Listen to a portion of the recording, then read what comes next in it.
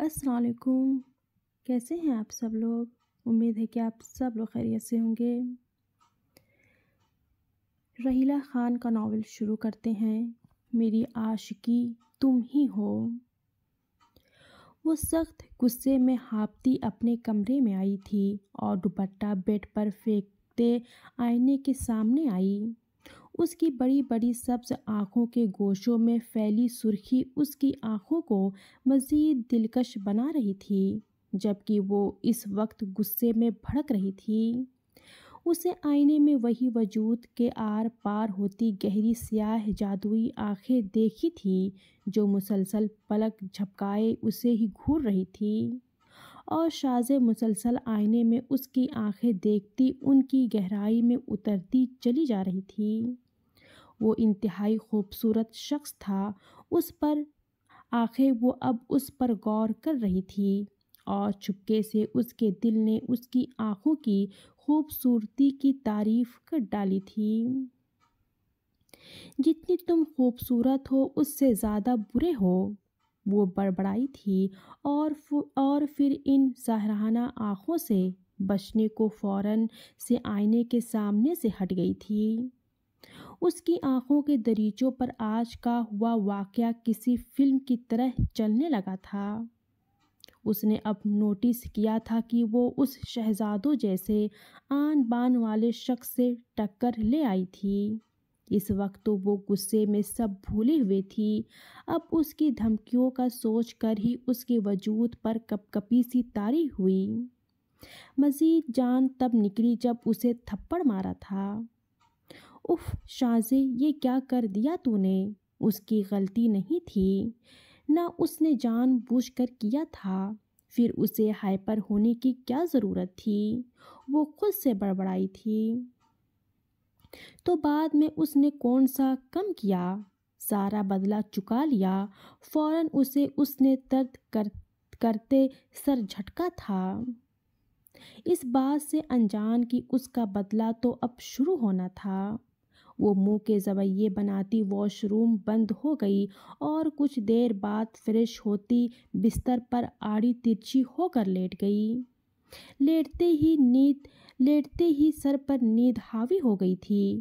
اسے سوئے آدھا گھنٹہ ہوا تھا جب فاطمہ بیگم کھانے کی ٹرے لے کر اس کے کمرے میں آئی، مگر آگے اسے بے ترتیب سا سویا دیکھ کر وہ مسکرا کر نفی میں سر ہلاتی ٹرے میز پر رکھ کر اس کے پاس آئی اور بیڈ پر پڑا کمبل اس پر اوڑھا کر خود اس کے سرہانے بیٹھ کر اس کے خوبصورت بالوں میں انگلیاں چلانے لگی۔ فاطمہ بیگم کے اکلوتے بیٹے کی اکلوتی بیٹی ان کی پوتی شازے یوسف تھی۔ ایک ایونٹ سے واپسی پر شازے کے ماں باپ اور دادا کا بھیانک کار ایکسیڈنٹ ہوا تھا اور وہ تینوں خلق حقیقی سے جا ملے تھے۔ اس وقت شازے صرف 5 سال کی تھی۔ بیٹے، بہو اور خاوند کی وفات کے بعد فاطمہ بیگم نے اپنے اکلوتی پوتی شازے کی پرورش کی تھی اور اسے ماں باپ اور دادا دادی کا پیار دیا تھا کہ وہ ان کی بیٹیوں کی طرح تھی۔ فاطمہ بیگم نے شازے کو آنکھوں کا تارا بنایا ہوا تھا، اور بناتی بھی کیوں نہ، وہ تھی ہی ان کے جگر کا ٹکڑا۔ انہوں نے شازے کی ہر خواہش پوری کی تھی۔ وہ شازے کو کسی بھی احساس محرومی میں نہ دیکھنا چاہتی تھی۔ ان کا ایک چھوٹا سا کارخانہ تھا جن کو ان کا ملازم چلا رہا تھا، اور اسی سے فاطمہ بیگم شازے اور گھر کے اخراجات پورے کر رہی تھیں۔ مختصر یہ کہ ان کا گزر بسر بہت اچھا چل رہا تھا کہ وہ شازے کی ہر خواہش پوری کر چکی تھیں، اب اس کو جلد ہی گھر بار والا دیکھنا چاہتی تھیں۔ اس سلسلے میں انہوں نے رشتے کروانے والیوں سے بات چیت چلائی ہوئی تھی، مگر ہر بار ہی شازے غصہ ہو کر ان کو گھر سے بھگا دیا کرتی تھی۔ وہ چاہتی تھی کہ اسے ہمیشہ اپنی دادی کے پاس رہنا ہے اور کوئی بھی اسے اس کی اماں جان سے دور نہیں کر سکتا، ورنہ وہ ان کو ان کے گھر والوں سے دور کر دے گی، اور اس کی انہی حرکتوں کی وجہ سے اسے اکثر و بیشتر ڈانٹ پھنکار کا سامنا رہتا تھا۔ اور وہ ساری باتیں اگنور کر جایا کرتی تھی۔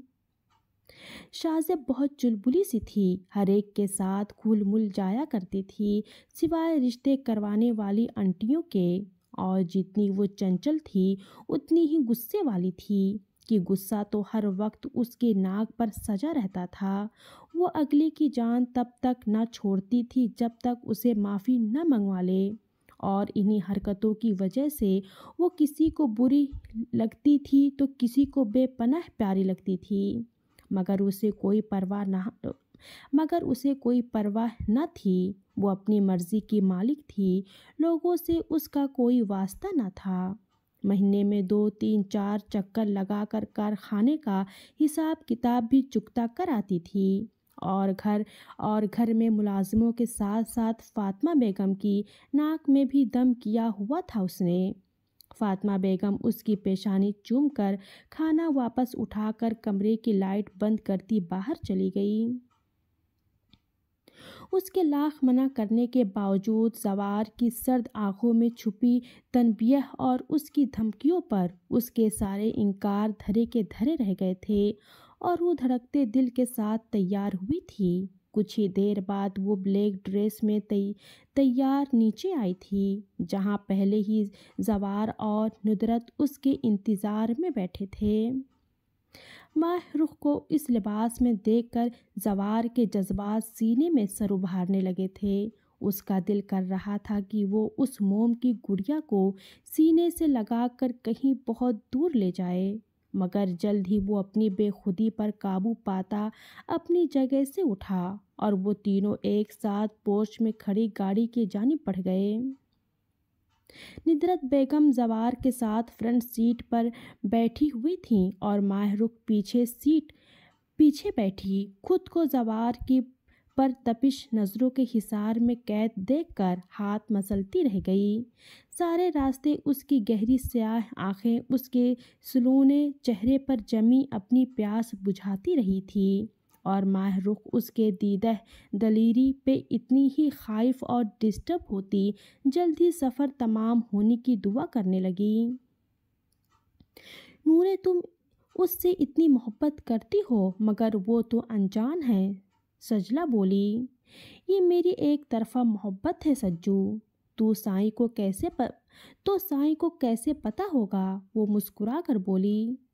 تم انہیں بتا دو کہ تم اس سے محبت نہیں عشق کرتی ہو، وہ بولی تو سجلہ نے پھیلی آنکھوں سے اسے دیکھا۔ تیرا دماغ خراب ہے، یہ کیسے ہو سکتا ہے؟ وہ بڑبڑا اٹھی اور ادھر ادھر دیکھ کر کسی نے سنا تو نہیں؟ میری جان، جس قدر تم پیاری ہو ایک بار ان سے اپنی محبت کا اظہار کرو، وہ تم پر جان وار دے گا، اور ابھی تو تجھے اس نے دیکھا نہیں، جب دیکھے گا تو پاگل ہو اٹھے گا۔ اور اس کی تھوڑی کے نیچے 2 انگلیاں رکھتی محبت سے بولی تو نورے نے سخت نظروں سے اسے گھورا۔ ہیزل موٹی موٹی آنکھوں پر سایہ فگن موڑی ہوئی لمبی پلکیں، گوری رنگت بھرے گلابی رخسار، سرخ خون چھلکاتے کٹاؤ دار باریک ہونٹ، نچلے ہونٹ پر تل جو ان پر گویا پہرے دار تھا، چھوٹی سی ستون ناک اور اس میں پہنی باریک سی نوز پن، شہد رنگ لمبے گھنے بال، نازک سراپا وہ خوبصورت کا مجسمہ تھی۔ اس کا 2 آتشہ حسن کسی کو چاروں شانے چت کرنے کی صلاحیت رکھتا تھا۔ وہ باہر سے پڑھ کر آیا ہے، مجھ سے محبت کبھی نہیں کرے گا، بہتر ہے میری محبت کو ایک طرفہ رہنے دو، میرے لیے بدنامی مت بناؤ، وہ سر جھٹک کر بولی۔ تم بھی تو پڑھ رہی ہو، 12ویں کلاس میں ہو، اور آگے بھی پڑھو گی، سجلہ پھر سے بولی۔ چپ، بس چپ کرو، نورے اس کے لبوں پر انگلی رکھ کر کتابوں کی جانب متوجہ ہو گئی کہ جبھی ٹیچر کلاس میں آئی تھی۔ السلام علیکم حاذق بھائی، اس نے سیڑھیوں سے آتے حاذق کو سلام کیا۔ وعلیکم السلام گڑیا، کیسی ہو؟ وہ اس خوبصورت چھوٹی سی لڑکی کو دیکھ کر محبت سے بولا۔ میں ٹھیک ہوں بھائی، وہ مسکرا کر بولی تو حاذق اس کے سر پر ہاتھ رکھ کر مردان خانے کی طرف بڑھ گیا، اور نورے नूरे पूरी हवेली को आयत की तरह अजीज थी, सिवाय नियाल के जो उसको जानता तक न था। उसने बस उसका नाम सुना था और एक दो बार उसे देखा था, या फिर सामने भी होती तो वो उसे देखना पसंद न करता था। उसका क्या काम था मुलाजिमों पर नज़रें रखने का।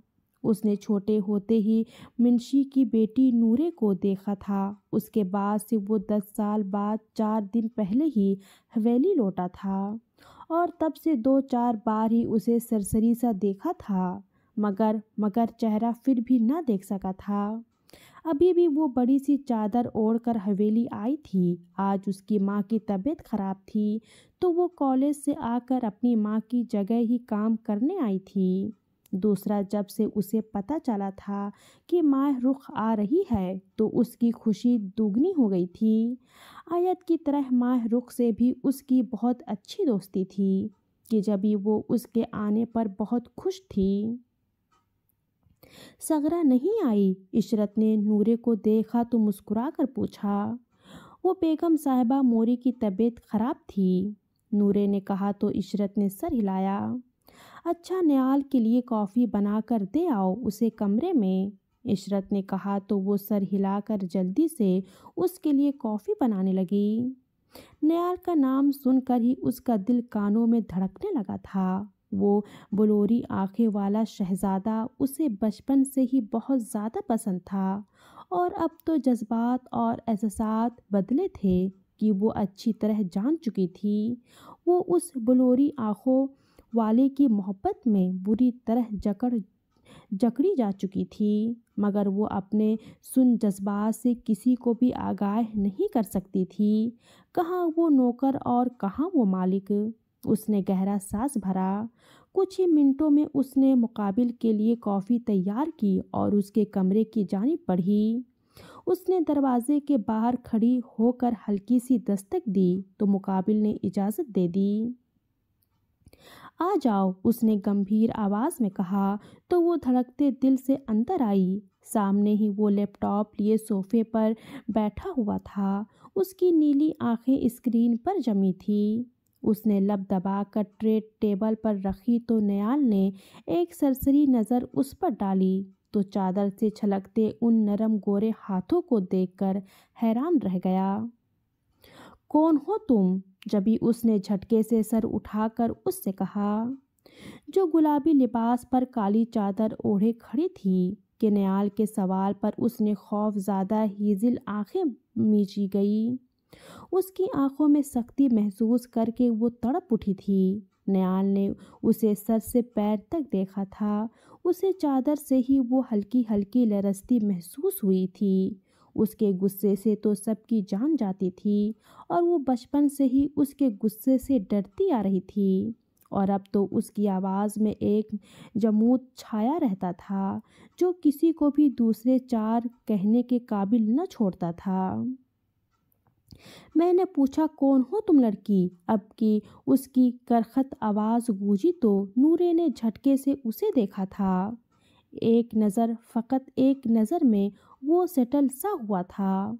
वो हेज़ल आँखों में हरासा लिए मासूम सूरत से उसे देख रही थी, जबकि नियाल तो उसे मुकम्मल हुस्न को देखकर पल भर के लिए होश गंवा बैठा था।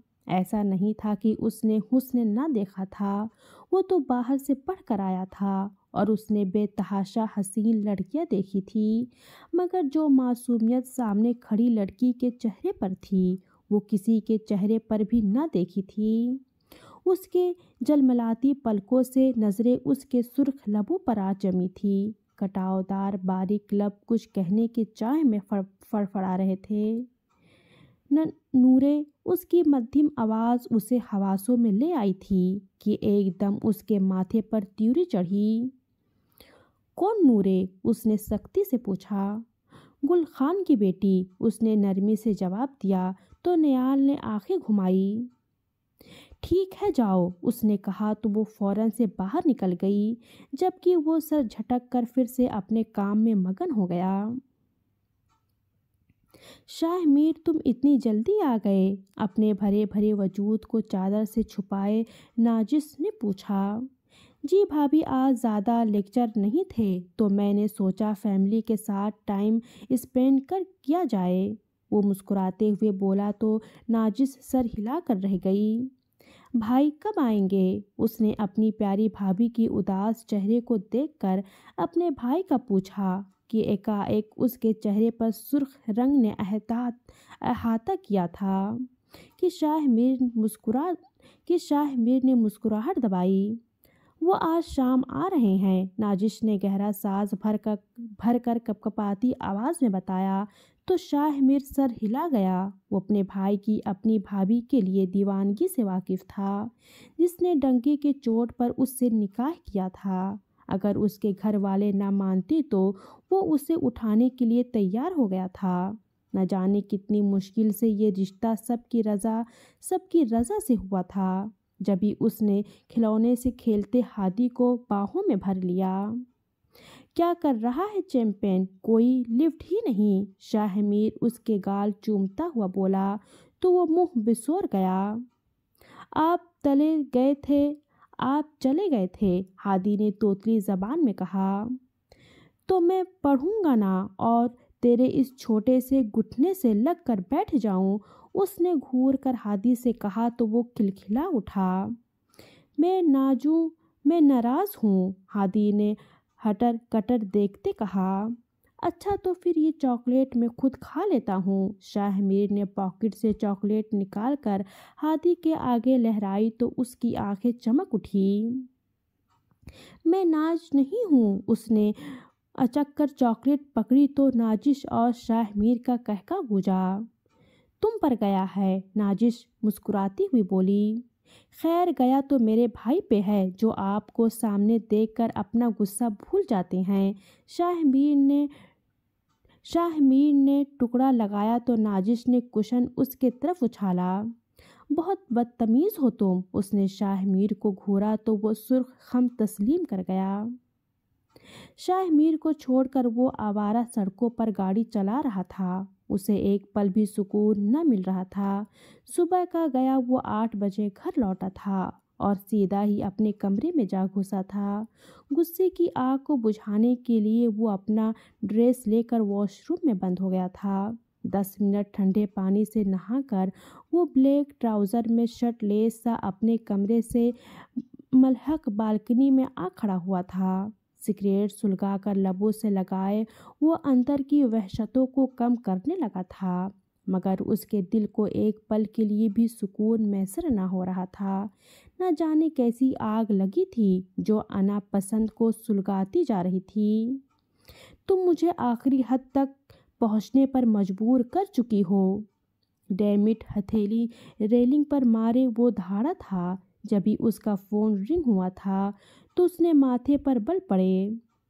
اس نے اگنور کیا اور سگریٹ سے کلیجہ جلاتا رہا۔ کچھ دیر بعد پھر سے رنگ ہوا تھا تو وہ دانت کچکچاتا کمرے میں آیا اور سائڈ ٹیبل پر پڑا فون اٹھا کر کان سے لگایا۔ نیچے آؤ، دوسری جانب چھوٹتے ہی حکم صادر کیا گیا۔ کیوں؟ اس نے کڑی انداز سے پوچھا۔ میں گاڑی میں ویٹ کر رہا ہوں۔ شاہ میر کی بات سن کر وہ واپس کمرے میں آیا اور وارڈروب سے ڈریس لے کر کمرہ ڈریسنگ روم میں بند ہو گیا۔ کون؟ سنی 2 شخصیات کو اپنے سامنے اپنے کمرے میں دیکھ کر ڈر سے بولا۔ تیری موت، مقابل بھاری آواز میں بولا اور دوسرا اس کے کمرے کی تلاشی لینے لگا۔ کیا اپنی کن پٹی پر پستول دیکھ کر کھکھیا سا گیا۔ ویڈیو بنائی ہے تو نے؟